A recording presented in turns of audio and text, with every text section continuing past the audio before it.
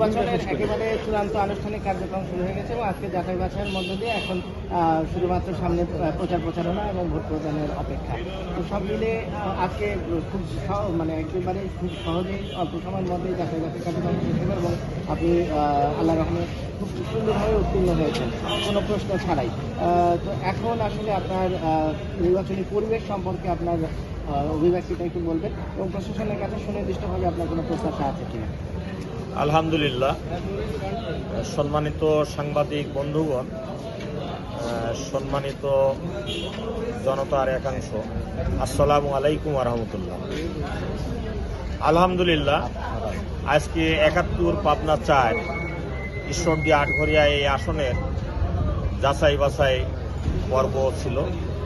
সেই যাচাই বাছাইয়ে আমি যেহেতু বাংলাদেশ জামাত ইসলামী পাবনা জেলা শাখার আমির এবং সংগঠন আমাকে পাবনা ৪ ঈশ্বরদী আটঘরিয়ার নমিনি করেছে, আমি আমার নমিনেশন পেপার সাবমিট করেছিলাম। আজকে যাচাই বাছাই পর্বে আমি এবং আমার প্রস্তাবক সমর্থক সহ উপস্থিত ছিলাম।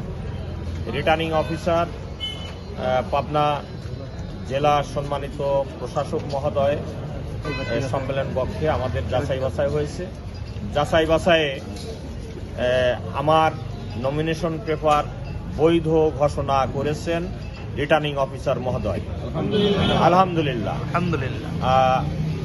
এতে আমরা আল্লাহর শুকর আদায় করছি এবং জনগণের কাছে দোয়া এবং সমর্থন কামনা করছি।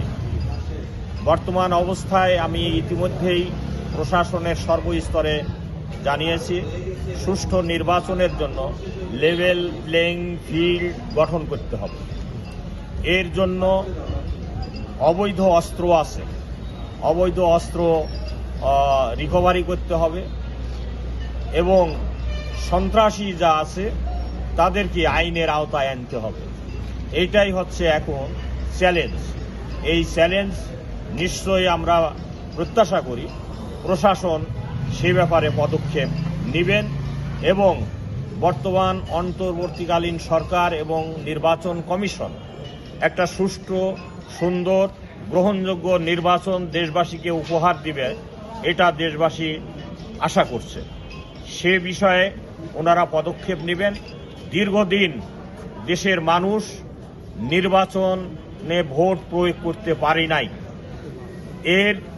এই জন্য দেশবাসী ভোট দেওয়ার জন্য মুখিয়ে আছে, উন্মুখ হয়ে আছে।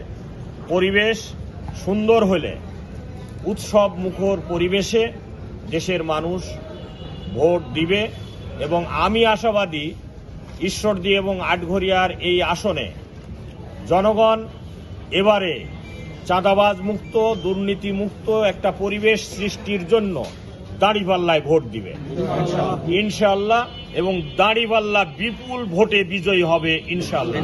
সকলকে ধন্যবাদ। আরেকটা বিষয় একটু জানতে চাচ্ছি যে আমরা জানি যে ঈশ্বরদী আটঘরিয়া এই আসনটি অত্যন্ত গুরুত্বপূর্ণ এবং এখানে অতীতের যে নির্বাচনগুলো, বিশেষ করে এই গত সরকারের যে আমাদের সেখানে একটা নির্বাচন আসলে এই ধরনের নির্বাচন হয়েছে, সেখানেও সহিংসতা হয়েছে, বিভিন্ন ধরনের সন্ত্রাসী বাহিনী মানুষজন যেতে পারে না।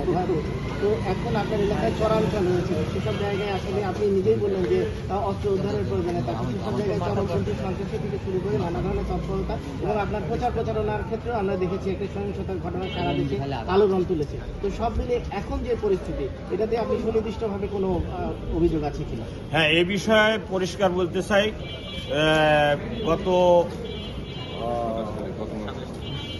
27শে নভেম্বর আমি প্রচারণার কার্যক্রমে গিয়েছিলাম আমাদের ভাইদেরকে সাথে নিয়ে। সেখানে অতর্কিতভাবেই দুর্বৃত্ত কর্তৃক, বিশেষ করে একটা দলের ইঙ্গিতে বা তাদের পরিকল্পনায় মক্কেল বাহিনী সেখানে আমাদের ভাইদের উপরে হামলা চালিয়েছে, আমাকে গুলি করেছে, আমার গাড়ি ভাঙচুর করেছে। আমাদের 13 জন ভাই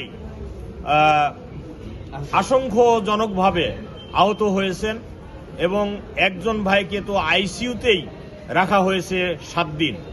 এই অবস্থা সৃষ্টি করা হয়েছে।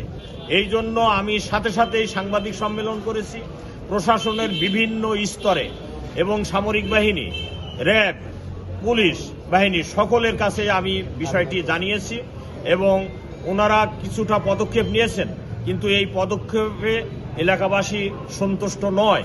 ওই মক্কেল বাহিনীকে এবং মক্কেলকে আজ পর্যন্ত গ্রেপ্তার করতে সক্ষম হয়নি। অতএব সেই কারণেই আমি প্রথমেই বলেছি যে সন্ত্রাসী এবং অস্ত্র উদ্ধার করতে হবে, সন্ত্রাসীদেরকে আইনের আওতায় আনতে হবে। আর আমি বিশ্বাস করি ইতিমধ্যে সন্ত্রাসীদের আইনের আওতায় এনেই সুষ্ঠু নির্বাচন পরিচালনা করবেন বর্তমান সরকার এবং নির্বাচন কমিশন। ধন্যবাদ।